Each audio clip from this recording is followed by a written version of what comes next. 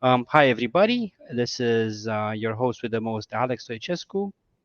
I work for Request Network, one of actually the only crypto protocol born in 2017 that has built the biggest financial database in Web3. Just DM me to ask me how. And we are joined today by Hemant and Vijay, founders of intrXn. intrXn is the most recent grant recipient in the Request Network ecosystem. We actually started integrating with intrXn a couple of months ago, but we announced our partnership, I think, last month with a 60K grant, and they are supposed to be one of our next sources of invoicing of financial data, sort of like Request Finances.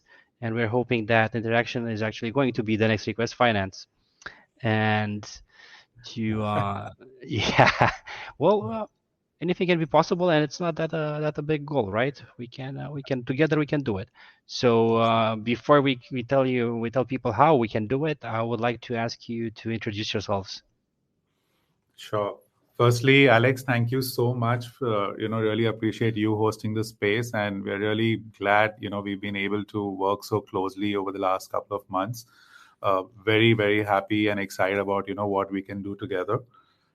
So just to give you a little background about Hemant and me, we are both co-founders of intrXn. Hemant basically is the, product and tech guy. I'm more the business development and sales, resource here. Uh, Both of us have prior experience in building, products and consumer applications. Our backgrounds are in technology, IoT, retail, and e-commerce. So we've built ventures earlier. We've scaled them. One of them was also VC funded, and now basically we're looking at solving problems in the payment space and the basically financial products for Web3. So that's about us. Hemant, would you like to add anything? Yeah, so it has been quite a journey, I would say, on the payment side. We have been, me and Vijay, we have a long history, right? We have worked together onto multiple things in the past. And as Vijay mentioned, we have been, both of us have been part of, various ventures where we built various products and took it to mass scale. So would like to do the same thing with the interaction, and that's the whole idea of how to simplify the payments with interaction in the Web3 space, which I think is a missing piece right now. Thank you for the introductions. Do you guys have launched anything in the past that was related to payments, or Uh, no, how? No. not really. We've used payment solutions as part of what we have, offered our customers in the form of consumer applications. So both in, physical retail and e-commerce. So seeing the payments products in India really develop, right from, so digital payments really came in somewhere around 2011. And today, of course, India is a brand when it comes to fintech and, instant payments. So we've seen the entire journey since 2009, I would say. But no, I mean, to answer your question, no prior experience in building Yeah, payment products. absolutely not a problem. But I was just curious where the idea of founding a Web3 payments and invoicing company came. Like, was it a personal problem that you were trying to solve? Did you hit, a snag when you were trying to pay a company, or a company was trying to pay you, or how did you end up with the idea of interaction, and how did you start Yes. building it? So two aspects there.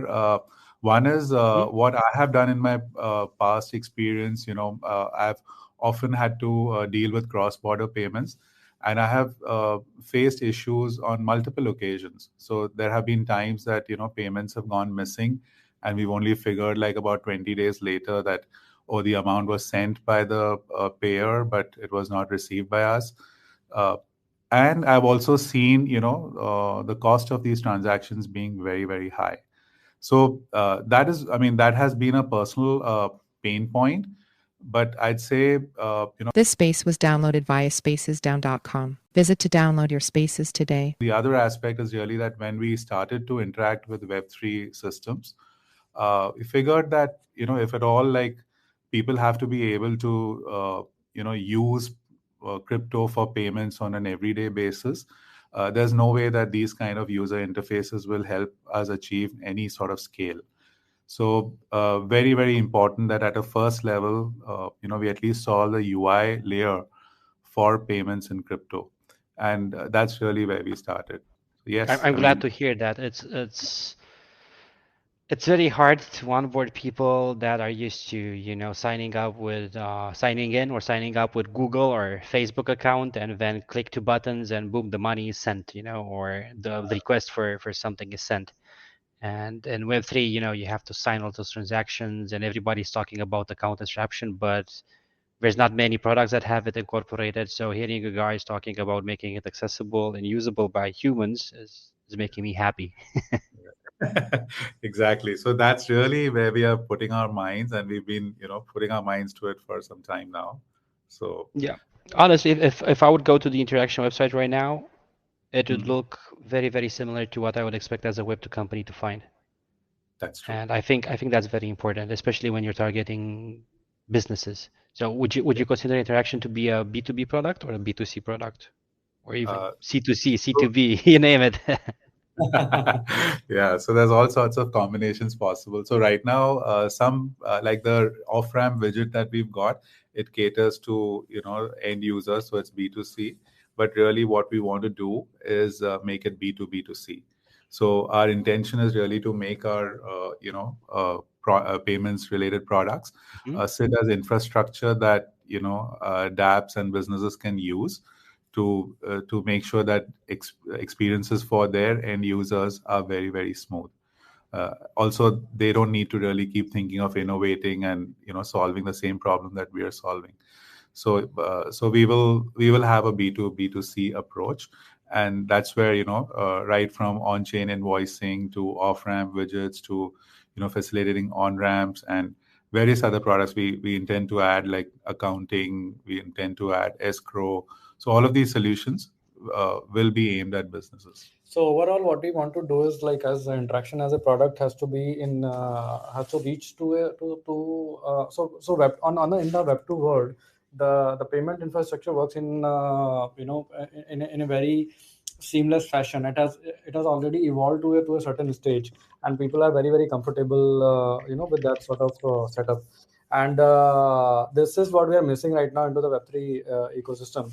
And with intrXn, that's the plan, that it has to be so simple that for anyone to get started on the payment ecosystem side, that that they can just get started on it like any other Web2 product. So right from signing up with their Google login sort of thing, and then creating invoices and receiving payment, then finally to run a business, you ultimately need fiat to your bank accounts. So all these things, we have been working, we are plugging into the ecosystem to make sure that the process becomes seamless. And I was gonna ask, who is building this? Would you like to introduce the team that is supposed to build all these nice things? Yeah. So Hemant really drives the product and the tech, but we have a fantastic 4-member tech team in addition to us. So there's 3 individuals on the dev side and DevOps, and 1 on the QA side. Also, additionally, we are guided by some very good advisors who understand the crypto space. So that's really the team we count on. But I must add here that we look at the request team as really like an extension, and the help we've been getting and the deep domain expertise that request network has in this space. I mean, that's really helping us make sure that we are building the right products for the market. Hey, thank you for the nice words. Maybe blushed a little bit there. And thank you for letting us know, how big the team is. It's important for people to know that there is a team that can build a product. Because most of the times people just say a lot of things, but they don't have the human resource to back the things that they are talking about. Moving on, we were discussing just earlier about what is the target audience for interaction, but returning to that, what is, I was going to ask you, well, to focus shortly on one particular feature, but I would like instead to ask you, what is the most important feature for interaction that can help with real world problems? Like, what do you think will have the most impact out of all the features that you are building or has been built? I would say the features that we have built, we are trying to make sure that it becomes like more and more usable. And the products are basically linked to each other. But I would say, like, if I have to define in one feature, I would say payment automation is going to be one of the game changer. Right from it can so for example, like as a enterprise, the payment can be defined, like for example, like the marketing spends are there, the business spends are there, and combining it with whatever solution that we have built, the whole purpose bound money sort of thing, where the payments are supposed to be directed for a specific purpose and being used for that only. So those sort of features, I would say, will be the next level thing that we will be building, and will be and it will be like helping our enterprise on a bigger scale. Okay. And what was the one feature? It's like the one ring, What is the one feature that you would give to Frodo, for Right. example? So I would say payment automation, where so basically the Payment automation. segregation of the funds. Go ahead. Sorry. Yeah, no, I'm saying, like, the payment automation feature, where we say, like, the payments are being directed for a specific purpose and being distributed for specific purposes with the help of, whatever ecosystem that we have created. Okay. All right. Thank you, Hemant. And what is, there are some features that are available right now in interaction if a company or somebody was to sign up, right? But what about the future? Are you going to build a payment automation thing, next month? Is it super critical for you to have it next month or within the next year? Or what is it, something that you are working on to introduce immediately in the near future? Some I would alpha, say, basically, on the product side. yeah. No, so payment automation is definitely a priority. I think we'll be rolling it out in next a couple of quarters, I would say. But right now, our priority is towards whatever features that we have built, to make sure that the businesses get started on that side, and feel like how Web3 payments can be simplified. So features like invoicing, sending across a payment link, where it's easier for anyone to just use that link like regular Web2 payment methods, and make the payment, where the reconciliation is very easy. At the same time, the off ramping, meaning, like the funds that are supposed to be settled to their account are so basically completing the entire flow, right from the sign up to to create an invoice, or send across a payment link, and then finally receiving the crypto payment, and finally converting it to fiat. So I would say, like this would be the immediate priority that we are currently working with, so that, like the businesses which are who face a lot of hassle into maintaining their Web3 finances, right, we're gonna make it easy for them to get started on that. Okay, thank you for the insight. Regarding the integration with Request Network, none of us here are developers, so we're not gonna discuss the technical aspects of it. And most people know that integrating requests probably just means that you will be able to issue invoices. But for this specific integration, for interaction and Request Network, what can you tell us from the interaction side? How is that working? Yeah, it's working very great. To be honest, like it is one of the missing piece that we were ultimately looking for into our ecosystem, like interactions, payment suites. The biggest advantage is, like to add this like any chain, any token sort of stuff. Like I think all the EVM chains are supported over there. For us to go to market in that case becomes like very easy and less time consuming. Otherwise, like we would have to write a smart contract for each and every chain, then test out the token. The good thing by integrating request network is like your first of all, I think your protocol has never been hacked during all this time. Correct. At the same time, you've got all this features that have been built already, like escrow, I think, is on the fly available. Then we are innovating on top of whatever you have built, which is more like recurring payments, I would say, is one of the aspect of that. So for us, intrXn as a team, I think the go to market towards the feature that we wanted to roll out has become less time consuming. It's basically like it's more like plug and play for us Okay, now. this is So I would literally music to my ears. Like hearing product people and founders, developers that say, "Hey, using your infrastructure has cut down the hours that I have to work on this particular product, or the actual work I have to put in. Yeah. It's Yeah. much less. I Totally. don't have to deploy to 20 something chains." And yeah, it's not all. By the way, it's not all EVM chains. Most of them. Yeah. And plus Most of Mir, yeah. So it's if there's a demand, we will obviously deploy. If not, we are open source. Anybody can deploy anytime, right? On any chain. right. And moving the conversation on, I would like to know, Yeah. since we're still in the little technical domain here, what is the technology stack that powers the interaction platform? What tech is behind interaction, except for aside from request network and obviously blockchain? What can you tell us about your stack? So we have Node.js as a technology in the backend, and we are using Angular for the front end, and then we are using MongoDB for some sort of data management.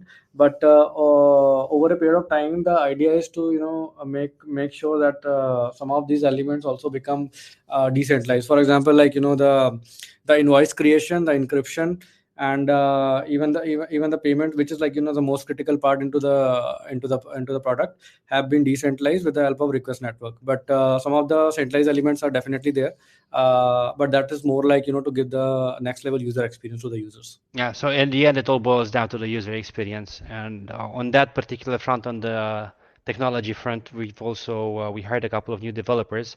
I'm sure you noticed we introduced them in our Telegram channel. So things will be ramping up on our side as well, where in terms of new features, new technological features, to be more exact, which I hope that will also please you. So one of them is obviously selective disclosure, which we're trying to add. And I think that's going to be selected disclosure is going to be an interesting feature for interaction to explore for the customers. Right. Yeah.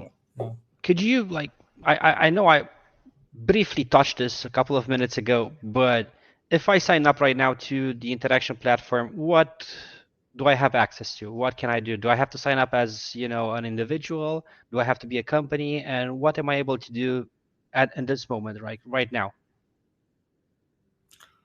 So you can basically come in, you can create your profile for a business or as an individual. You can create invoices which will have payment links. So the payment link would go out as part of an email, and someone, the a payer can actually just click on that, connect their wallet, and make the payment. As once the payment is collected, you have a mechanism to also off-ramp to your bank account. And so this part right now is enabled for individuals, but going forward, we will also be able to enable it for businesses. And we have added support for both Polygon and BSC. The idea is to add support for 3 more chains in the coming couple of weeks. So we can certainly do whatever chains that we are supporting, we can provide almost like add whatever tokens that are needed from a project specific point of view as well. And in terms of signing up, so for now, go ahead. Sorry. So for now, you can. We also have e-commerce related features where if you have a website or or any other sort of interface where you want to integrate crypto payments, we can certainly help you out with our APIs. Then you can send across, once you sign up, you can send across invoices, you can send across payment links. Then finally, you can off-ramp to your bank account as an individual. And so that's pretty much essentially our entire stack can be Mhm. made available through APIs for a business to integrate and allow its users to use the same products. But what about access to the services that you just described? Do I have to be a company or can I be an individual? Like if somebody was to listen a couple of hours from now, on their way home from somewhere, and they're like, okay, this sounds interesting. I need to get home, sign up to this platform, and issue an invoice, let's say. Do they have to be an individual or a company? So it can either be either individual or a company. Both we support both. It doesn't matter. Okay, that's again music to my ears. It's nice that there's no discrimination on this because there's so many freelancers in this industry. I mean, obviously you know about this, otherwise you wouldn't be here. Yeah. Yeah. Okay, last but not least, what about the future? What does intrXn have planned for the future? New features, releases, anything that you can share. One favorite question that people have in this particular times at the end of a space is there going to be a token? Is there going to be an airdrop? So anything you can share with us, that's going to be super cool of you.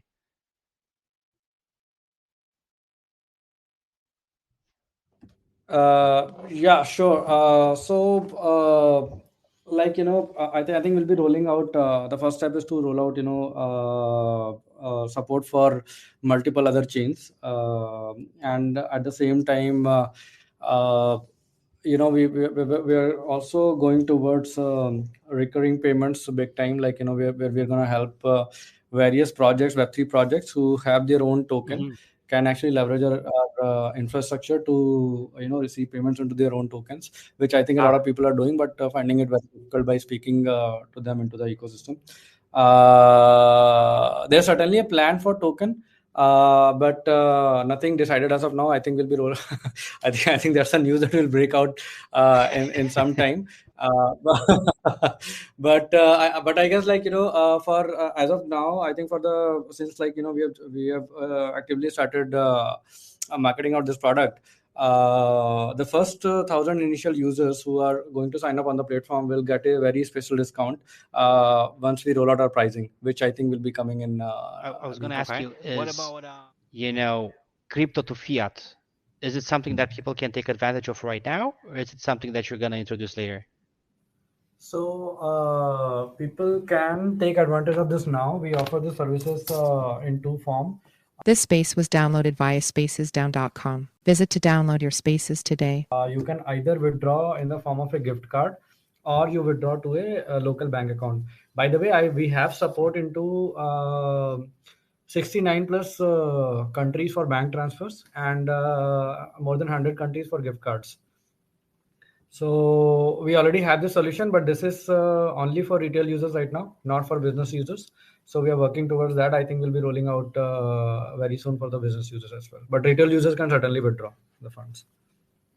Okay, awesome. Thank you for the alpha.